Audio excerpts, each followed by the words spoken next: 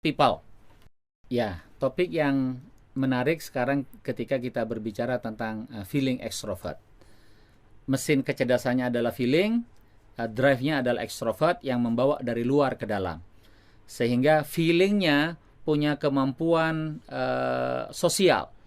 Feelingnya mempertautkan dia ketika dia berhubungan dengan orang lain.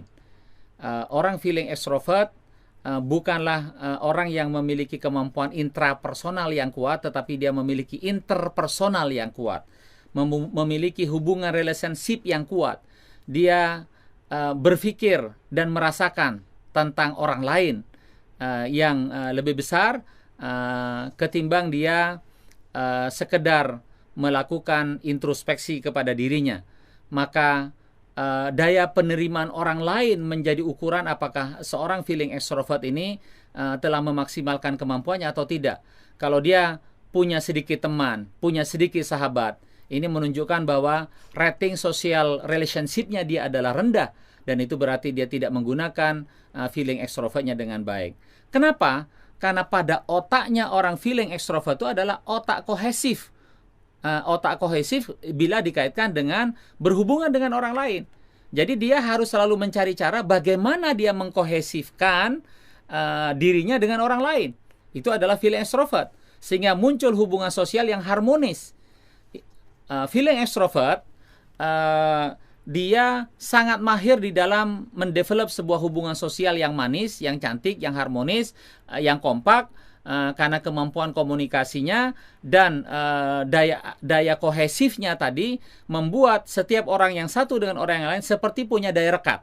Nah, itu adalah kemampuan dari seorang feeling extrovert. Maka kalau orang feeling introvert tadi adalah layak menjadi sebagai seorang pemimpin besar, seorang king, maka feeling extrovert ini adalah dia seorang kingmaker. Dialah yang mencetak raja. Karena daya kohesifnya itu dia lebih mementingkan menempa orang, mendidik orang, menggembleng orang, nurturingnya terhadap orang lain, supaya kemudian banyak lahir kader dari tangannya. Ya, dia akan merasa nyaman jika hidupnya terkoneksi dengan orang lain. Dia merasa teralienasi, dia merasa terasing, dia merasa gagal dalam hidupnya kalau dia tidak terkoneksi dengan orang lain. Orang feeling extrovert, dia haruslah diperlukan oleh orang lain dalam konteks bahwa keberadaannya itu bermanfaat bagi orang lain, terutama dalam menyelesaikan persoalan-persoalan orang, persoalan-persoalan kemanusiaan, persoalan-persoalan personal kepada setiap orang. Mengapa? Orang feeling extrovert ini paling enak diajak curhat-curhatan.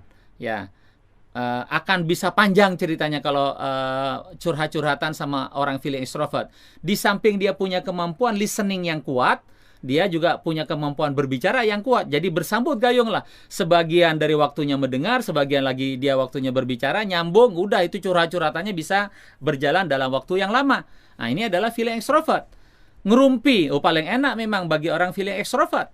Ya, ngegosip paling enak bagi orang feeling extrovert. Ya, nah dari situlah muncul daya sosial yang kuat. Nah, feeling extrovert dia memiliki atensi yang sangat besar di dalam menempa orang, mencetak SDM, menjadi seorang kingmaker. Feeling extrovert dia lebih senang ketika secara sosial dia berhasil, meskipun secara pribadi dia dianggap kurang berhasil. Dia akan senang kalau kemudian bisa mencetak para juara dan para orang hebat yang tiba-tiba menjadi someone dari no one gitu kan. Meskipun dirinya ketinggalan dibandingkan dengan kader-kadernya, dia lebih bangga, dia lebih happy dengan itu karena otaknya bekerja terkohesi dengan keberhasilan orang lain, dengan orang lain. Ya. Kalau dalam urusan cinta, orang feeling extrovert ini memang seperti cintanya laki-laki. Kalau feeling introvert seperti cintanya perempuan, feeling extrovert ini adalah cintanya laki-laki. Apa maksudnya cinta laki-laki? Dia ditolak oleh satu orang, maka dia akan cari orang lain. Nggak pakai masa waktu menunggu terlalu lama untuk mengobati sakit hatinya. Itu terjadi pada feeling introvert. Kalau pada feeling extrovert, dia cenderung easy lover.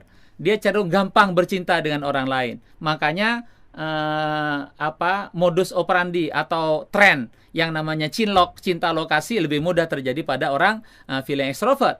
Dia mencintai lawan mainnya, dia mencintai tetangganya, dia mencintai anak ibu kosnya, ya bahkan sampai kadang-kadang kalau pembantunya cantik mencintai pembantunya. Ya, inilah kebablasannya dari orang feeling extrovert. Ya, feeling extrovert mudah sekali dia jatuh cinta. Dia adalah cerminan dari orang yang playboy cap kodok, mata keranjang, nggak ada habis-habisnya.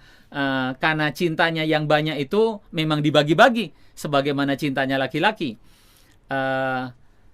Adakah kemungkinan orang feeling extrovert ini bisa menekuni sebuah profesi yang sangat serius? Termasuk diantaranya adalah seperti menjadi seorang pebisnis. Mungkin saja, namun perlu dipertimbangkan bahwa kemajuan orang feeling extrovert ketika dia menekuni satu profesi itu sangat tergantung pada keseriusan dia untuk meneladani proses penggembelengan orang lain. Semakin dia punya banyak kader, semakin berpeluang dia berhasil. Tentu saja kader-kader itu kalau juga disiapkan, disesuaikan dengan profesinya ataupun panggilan bisnisnya. Jadi dia akan berhasil kalau dia menggunakan tangan orang lain. Di mana tangan orang lainlah yang punya kompetensi. Tangan orang lainlah yang punya profisiensi. Si orang feeling ini cukup dia mendidik orang itu untuk menjadi seseorang yang punya kompetensi. Tugaskan orang lain, delegasikan pada orang lain, berikan kesempatan orang lain untuk maju, di balik kemajuannya kompetensinya dan profesiensinya gunakanlah secara maksimal. Dan orang feeling extrovert pandai untuk mengconvincing orang itu supaya delegasi itu bisa berjalan dengan baik. Nah, gimana caranya seorang feeling extrovert ini untuk naik kelas, meningkatkan leverage? Tentu saja adalah dia output sederhananya dilihat di kadetnya, lihat di kadernya, dia lihat di tempaannya, lihat di mentinya, lihat di anak buahnya. Anak buahnya masih kelas-kelas itu saja apa tidak gitu kan? Kalau dia hanya mengkader anak SMP terus nggak naik level dia, maka dia mesti naik level ke level yang lebih tinggi. Jadi bukan hanya semata-mata jumlah orangnya yang lebih banyak, tetapi dia pada kualifikasi yang lebih baik. Kalau dia mengkader seorang atlet yang atletnya level nasional, maka disitulah kelas dia. Ketika dia mengkader orang pada level dunia, maka naiklah level dia. Nah, jadi feeling extrovert kemampuannya sangat diukur kepada seberapa hebat orang yang dikadernya. Seberapa banyak dia bisa menjadikan seorang king. Kingnya di level yang seperti apa? Nah, itu adalah feeling extrovert. Orang feeling extrovert, termasuk juga orang feeling introvert, memang sesungguhnya dia, setiap dia punya energi, dibawa kepada hatinya, dibawa kepada emosinya. Maka memang seringkali ada unsur mood dan tidak mood pada orang feeling. Nah, yang extrovert, moodnya dari mana? Emosinya dari mana? Feelingnya dari mana? Dari situasi luar. Kalau situasi luar bertepuk tangan memanggil dia karena dia menjadi sangat diperlukan, maka dia datanglah dengan gagah berani sebagai seorang pahlawan yang dirindukan oleh orang sekitarnya, dan di situ dia merasa terpanggil untuk melakukan sesuatu. Di mana berperannya? Pasti selalu akan berfokus di bagian SDM untuk meningkatkan kemampuan orang lain menjadi lebih tinggi dari sebelumnya. Demikian juga kalau dia menangani persoalan-persoalan sosial kemasyarakatan, maka dia akan selalu mengatakan sesuatu yang oleh orang lain bahkan dipikir tidak mungkin, yaitu membawa kepada leverage yang lebih tinggi.